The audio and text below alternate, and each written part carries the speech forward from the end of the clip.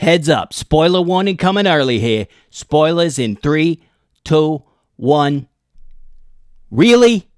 Hey!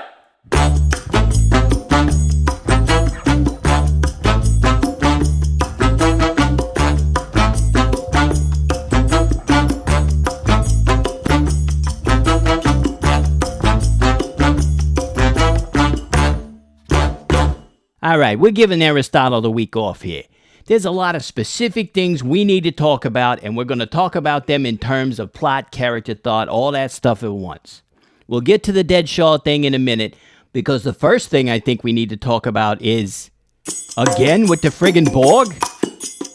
I've heard all the justifications of Beverly's nobody's heard from the Borg in over a decade line when this whole series has been up to its ass in Borg. It ain't that kind of Borg, it wasn't the real Borg. It's the Borg, alright? From a storytelling standpoint, it's all the stinking Borg. This series could easily have been titled Star Trek Borg, and no one would have been confused as to why.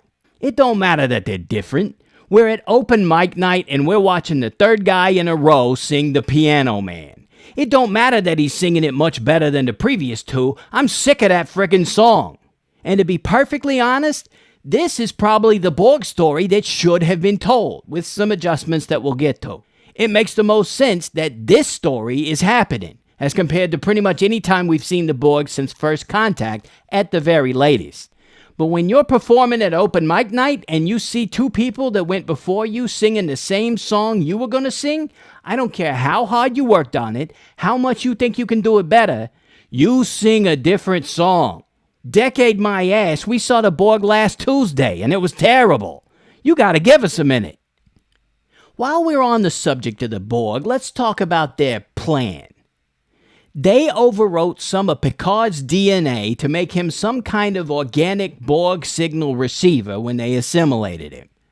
Then, I guess, they forgot what they wrote in his DNA because they needed Vadic to go get his body so they can get the code back and put it in the transporters. Even better, when they assimilated Picard, we know they knew everything about him. They merged with his brain because they knew all about the deflector-dish gun, and they knew to call Riker number 1 and all that. So they banked on a guy they knew had no plans at the time of ever having children, having a kid who would become the transmitter, because I guess it's just basic biology that receivers have transmitters as kids. I remember when my PC had a kid who was a wireless switch. But you know what? My PC accepted him and loved him anyway, because that's family. Which used to be the theme of this show, ironically. Why did they need the code that was in Picard? And why did they need his kid? Because he's the only one they tried this with? That would be stupid. They've got millions of humans that they've assimilated, and we know they grow Borg babies. So why is Picard needed for this plan at all here? It don't make sense. It's a complete contrivance used to justify the first 8 episodes of this friggin' thing. Without it, this is a movie. And let's be honest, that's probably what this should have been. Pull out all of the stupid Daystrom stuff and a fire hose of pointless fan service, tighten it up a bit, and you've got what could be a pretty great movie here. But no, we got this. Now maybe they'll address some of this stuff in the finale, especially the fact that if the Borg can assimilate you just through your DNA, then I need an explanation as to why they can't just assimilate the changelings that way. You want to talk about biological distinctiveness. Up until now, they've just been getting humans. Is that weird, by the way? We've never really seen like an assimilated Klingon or Andorian or anything. But who needs them when you can assimilate changelings? Now that would be scary as hell. But the whole Picard DNA thing and Jack being the chosen one for some reason based on Picard passing down his DNA is just silly. And it comes across as a flimsy way to tie this all into Picard personally, even though it don't make sense when you think about it. NCC 1701D. Let me get this out of the way up front. I do love the Enterprise D. I remember seeing the design leading up to the premiere of Next Generation in the 80s, and I wasn't thrilled. Something about the warp nacelles being lower than the saucer really rubbed me the wrong way. Yeah, so I've been like this my whole life. Who knew, right? But it didn't take long for me to come around on that, and I ended up loving that thing as much as undoubtedly most of you do. Yeah, there's a but coming, but not yet. And you know what? I think it's the right decision to have them take on the Borg in the Enterprise D.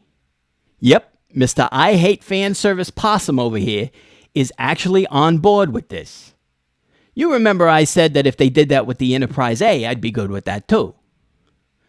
But the thing that cheeses me off about this is that because Terry Matalas has been bombarding us with gratuitous fan service nonsense this whole show, it really cheapens what should have been a much more powerful reveal.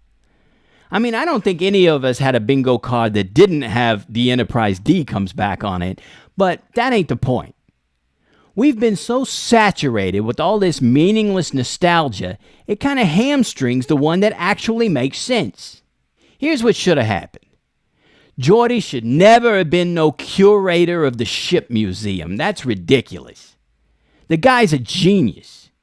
He should have been dean of like Starship Engineering University, teaching Starfleet's best of the best, like a Top Gun for engineers. Still have it be at a space station like that, and have class be out for Frontier Day, so no one's around for the shenanigans. You can still have him restoring the D as a project under his own personal supervision, but he's not surrounded by all these other nostalgia ships, pointing to the fact that whatever he's working on is going to be related to something old. Maybe it's some kind of cutting-edge design or something. You don't know because the place he works at ain't dedicated exclusively to the past. Almost the opposite, in fact. It also makes more sense that he used the star drive section of another ship to fill out the back half of the D, because a museum restoration wouldn't do that. They'd just restore the saucer because that's the only part that's actually the Enterprise. The whole ass of that thing is actually the Syracuse. And of what historical significance is that? We'd never heard of the Syracuse until just now. Also, if it's an engineering project rather than a museum restoration, it would make a lot more sense that he set up all that automation beforehand. If you did it this way, you'd have to leave out the whole stolen cloaking device thing, but who cares? That ended up going nowhere anyway. They used it for all of 2 seconds rescuing the people from Daystrom, then they spend 2 episodes trying to hide from the fleet while they supposedly have a cloaking device on the ship. What was the point of that? You could keep the thing where the D was getting some grief from that bartender in episode 1, and Riker coming to its defense as a way to foreshadow the D saving the galaxy one more time by the end. But you gotta take out all of that other crap with the Fleet Museum, all that crap in Daystrom Station, even those boxes in Picard's study. Maybe you keep the painting from his ready room so you can do that juxtaposition shot during the reveal. Maybe. But then you got a much more powerful moment when those doors open up and there she is. Remember, kids, less is more. But I do want to say that I like that they're going to be on the D for the final thing, whatever that's going to be. For one thing, we finally got some decent lighting, am I right? Look at that. You can see people. See how much better things look when you turn the lights on? How hard is that? NCC 1701F. This is probably going to cheese some people off. But sorry, this thing sucks. Look at that. Big tubby bullshit. F is right. I'm hoping that thing blows up in the finale, because holy crap, is that an ugly ship. Star Trek Online, Star Trek Schmonline, that thing is garbage. The networked ships. The idea that Starfleet thought that networking all the ships together like that was a good idea is really dumb.